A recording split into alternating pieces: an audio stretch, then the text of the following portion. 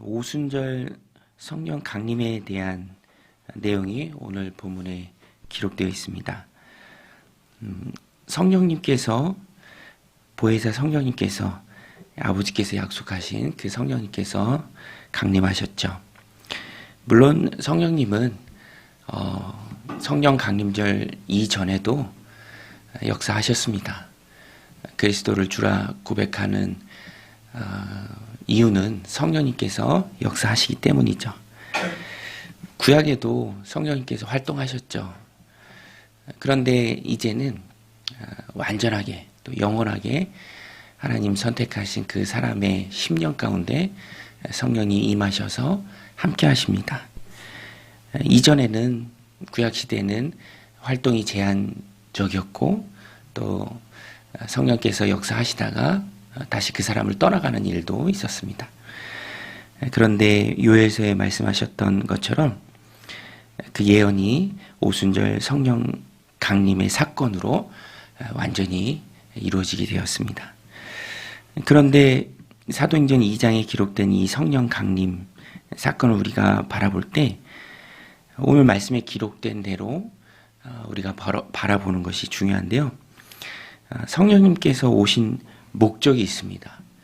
성령님께서 오신 목적은 물론 1차적으로는 보혜사 성령님이기에 카운셀러라고 번역을 하기도 하죠. 하나님 선택하신 그 사람과 함께하면서 도우고 또 힘주고 또 위로해주고 또 이끌어주는 그런 목적이 있고요. 또 한 가지 중요한 목적은 그 모든 것의 바탕이 되는 이유인데요. 그리스도의 부활을 증거함에 성령님께서 함께 해주시는 것입니다. 그래서 오늘 본문에도 보면 너무나 명백히 잘 알 수 있습니다. 성령님이 언제 강림하셨습니까? 오순절 날이에요. 오순절 날. 오늘 말씀 1절에 나오죠. 오순절 날이 이미 이름에 그들이 다 같이 한 곳에 모여 있더니. 오순절은 유대인들에게 있어서 굉장히 중요한 명절입니다.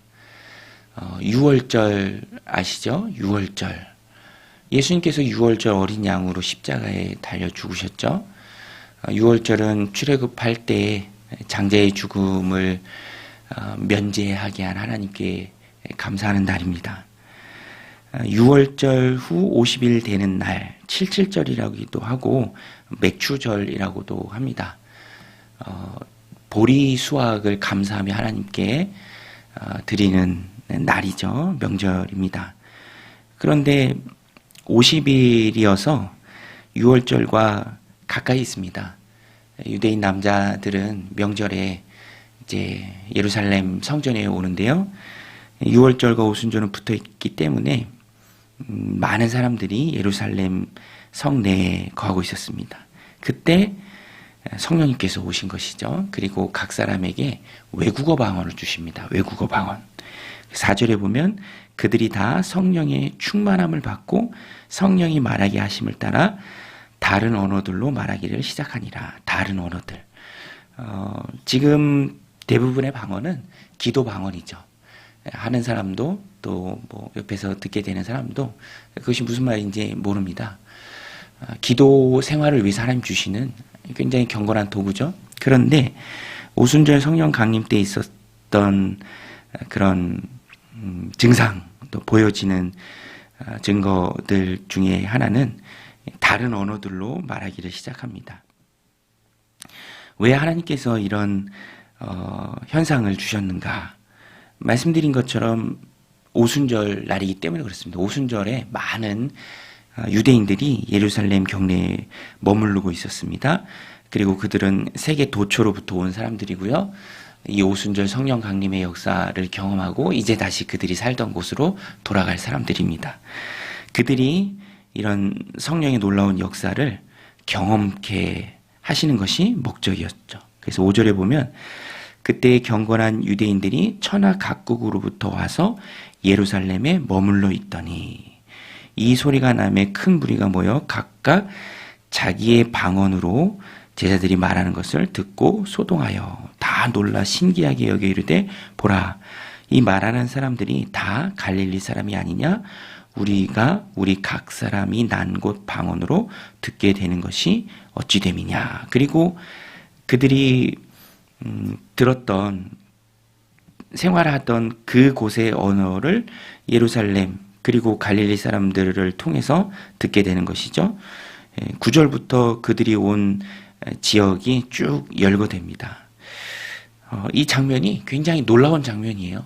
사실 바벨탑 사건 창세기 11장에서 사람들이 다 흩어지죠. 흩어졌던 사람들, 디아스포라 유대인들로서 다시 한 곳에 모이는 그런 모습이 성경 사도행전 2장을 통해서 재현되는 것입니다. 하나님께서 모으신 그 사람들을 통해서 놀라운 일을 경험케 하시고 그리스도의 복음이 전파되게 된 그 예루살렘 그 중심으로 주님께서 모아 주신 것입니다. 그리고 그들이 이런 놀라운 일들을 경험하죠. 이때 탄생한 것이 바로 처음 교회, 초대교회입니다. 예루살렘 교회죠. 3,000명, 또 5,000명 넘는 사람들이 복음을 받아들이고 또 자기들이 왔던 그곳으로 또 그 복음을 안고 흩어지게 됩니다. 그래서 오늘 본문을 보면 정말 놀라운 하나님의 방법을 우리가 보게 됩니다. 모였을 때 터뜨리는 그런 하나님의 놀라운 방법이죠. 그들이 다 자기들의 언어로 하나님의 큰일 말함을 듣게 됩니다. 그래서 이 오늘 본문을 보면 우리가 깨닫는 것이 두 가지가 있습니다. 첫 번째는 온 세상 역사의 주인은 하나님이시고 그 하나님께서 부흥 역사의 주관자가 되신다. 지역을 정하시고 시기를 정하시는 하나님의 주권을 우리가 봅니다. 흩어진 사람들을 예루살렘으로 오순절 명절을 통해서 모으시고 그들로 하여금 놀라운 하나님의 일을 그들의 언어로 듣게 하시죠. 그리고 그들은 그 복음을 들고 그곳으로 돌아가서 또 복음의 증인들이 됩니다. 때와 장소, 시기와 일, 하나님이 다 정하십니다. 우리는 몰라요. 하나님의 크신 계획을 다 못 봅니다. 그렇지만 하나님은 하나님의 방법으로 놀랍게 역사하시죠. 하나님의 때에 하나님의 사람들을 통해서 하나님이 하나님의 일을 이루어 가십니다. 그래서 우리는 이 말씀을 통해서 이미 잘 알고 있는 것이지만 세상 역사의 주관자 되시고 내 인생의 주관자 되신 그 하나님께 하나님이 주권적으로 역사하심을 믿고 또 맡길 수 있어야 합니다. 장소, 또 때, 시기, 그 모든 것은 다 하나님의 소관이죠. 하나님께 달린 일입니다.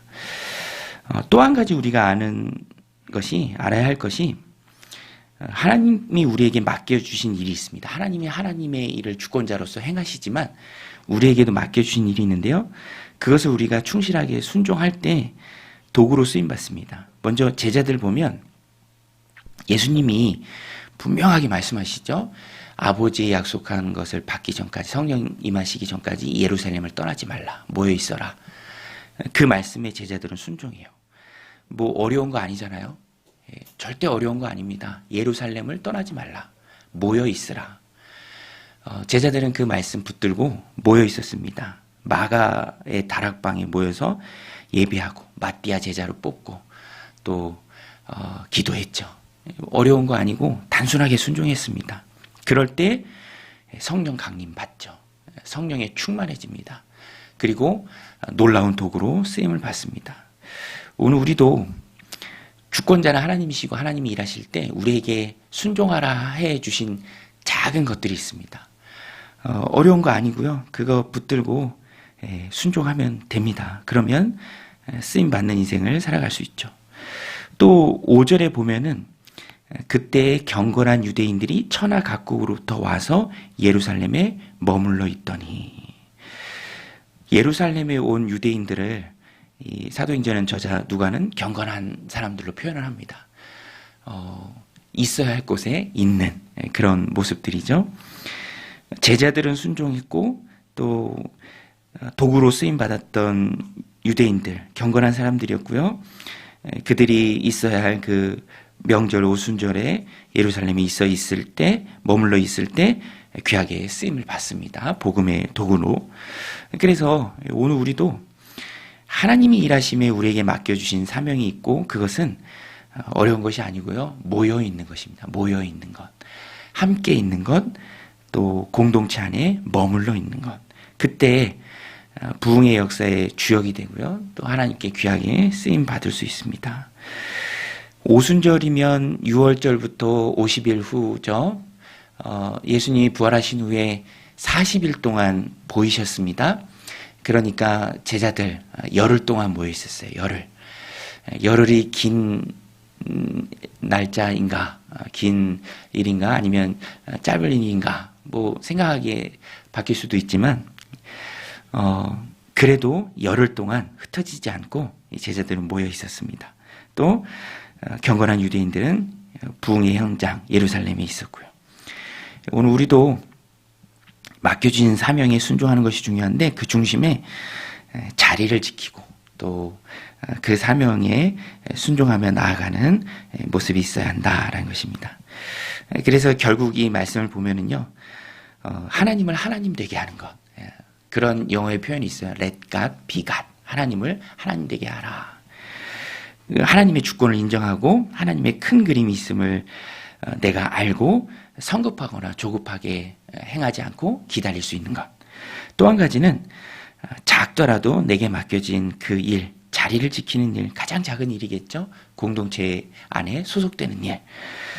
그것들에 순종할 때 놀라운 부흥의 주역으로 우리가 쓰임 받을 수 있다라는 것입니다. 오늘 이 말씀 마음에 새기고 하나님의 주권을 인정함에 맡기고 기다리고, 또 그 가운데 하나님 내게 맡겨주신 그 작은 일, 공동체를 지키고 기도의 자리를 지키고 예배의 자리를 지키고 또 신령한 모임의 자리를 지키는 그 일, 그것에 충성할 때 우리가 하나님의 놀라운 일들을 경험할 줄로 믿습니다. 오늘도 이 말씀 마음에 새기고 하나님의 자녀로 하나님이 행하시는 그런 놀라운 일들을 경험하는 믿음의 백성들 다 되시기를 주님의 이름으로 간절히 축원드립니다. 우리 같이 말씀 붙들고 기도하며 나아가겠습니다.